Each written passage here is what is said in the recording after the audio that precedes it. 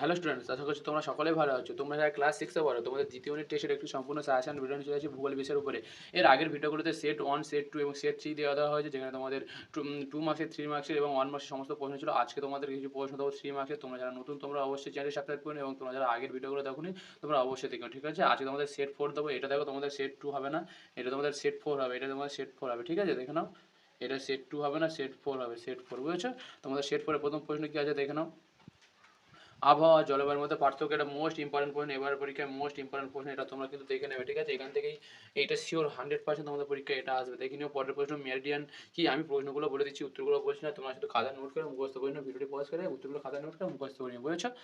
দেখে নাও, তোমাদের দ্বিতীয় প্রশ্ন রয়েছে মেরিডিয়ান কি। উত্তরটা এখানে সুন্দরভাবে দেখে নাও, মেরিডিয়ান কি এখানে সুন্দরভাবে দেওয়া আছে। পশ্চিমী ঝঞ্ঝা কি। পশ্চিমী ঝঞ্ঝা হলো শীতকালে পশ্চিম থেকে আসা ঝড় বা ঝোড়ো বায়ুপ্রবাহ। এটি মূলত ভূমধ্যসাগরীয় অঞ্চল থেকে উৎপন্ন। এই বায়ু ভারতের বৃষ্টি নিয়ে আসে, বিশেষ করে উত্তর পশ্চিম ভারতে শীতকালীন বৃষ্টিপাতের জন্য এটি গুরুত্বপূর্ণ। গমচাষের জন্য এই বৃষ্টি উপকারী। পরের প্রশ্ন দেখে নাও।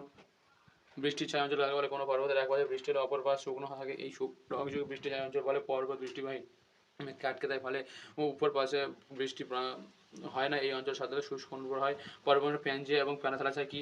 তার ঠিক আছে, তোমরা দেখে নাও ভালোভাবে সুন্দরভাবে, খাতায় নোট করে নাও। তারপরের প্রশ্ন দেখে নাও স্টুডেন্ট। আন্টার্কটিকা মহাদেশ আন্টার্কটিকা মহাদেশকে সাদা মহাদেশ বলা হয় কেন, ঠিক আছে? পরের প্রশ্ন, অ্যালবেডো এবং পার্থিব বিকরণ কি। সুন্দরভাবে দেখে নাও।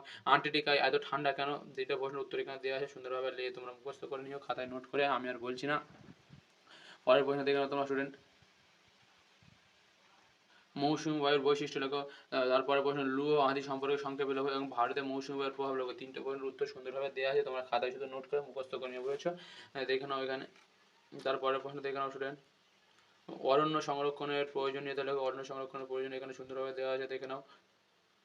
অরণ্যে পরিবেশ ভারসাম্য বজায় রাখে, এটি অক্সিজেন সরবরাহ করে এবং কার্বন ডাই অক্সাইড শোষণ করে, বন্যপ্রাণীর আবাসস্থল হিসেবে কাজ করে, মাটি ক্ষয় রোধ করে, তাই অরণ্যের সংরক্ষণ অত্যন্ত প্রয়োজনীয়। পরের প্রশ্ন, সিন্ধু নদের গতিপথ বর্ণনা করো। সিন্ধু নদ তিব্বতের মানস সরোবরের অঞ্চলে উৎপন্ন হয়েছে, এটি লাদাখ হয়ে পাকিস্তানে প্রবেশ করে পরে পাঞ্জাব ও সিন্ধু প্রদেশ থেকে দিয়ে প্রবাহিত হয়, অবশেষে আরব সাগরে পতিত হয়। এটি ভারতের একটি গুরুত্বপূর্ণ নদী। পরের প্রশ্ন, আন্টার্কটিকাকে বিজ্ঞানের মহাদেশ বলে কেন। দেখে নাও, আন্টার্কটিকায় কোনো স্থায়ী জনবসতি নেই, বিভিন্ন দেশের বিজ্ঞানীরা এখানে গবেষণা করেন, জলবায়ু, বরফ ও পরিবেশ নিয়ে গবেষণা চলে। এটি আন্তর্জাতিক গবেষণার কেন্দ্র, তাই একে বিজ্ঞানের মহাদেশ বলা হয়। পরের প্রশ্ন দেখে নাও তোমার স্টুডেন্ট।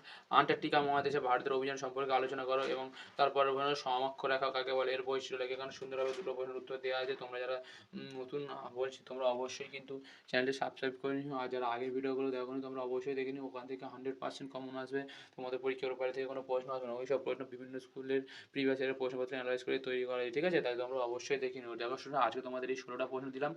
এর আগের ভিডিওগুলোতে তোমাদের সব প্রশ্ন দিয়ে দিয়েছি, সেট 1, সেট 2, সেট 3। যারা দেখোনি অবশ্যই দেখে নিও, তোমাদের প্লে লিস্ট করা আছে চ্যানেলের মধ্যে, গিয়ে দেখে নিও। আমি আর কিছু আর তোমরা যারা নতুন, তোমরা চ্যানেলটি সাবস্ক্রাইব করে নাও, এইটুকুই বলবো। আর যেই সমস্ত দেওয়া প্রশ্নপত্রগুলো দেখে নিও, এখান থেকে অনেক তোমাদের পরীক্ষা কম আসবে, ঠিক আছে? আর ভিডিওটি ভালো লাগে চ্যানেলটি সাবস্ক্রাইব করে নিও। ধন্যবাদ।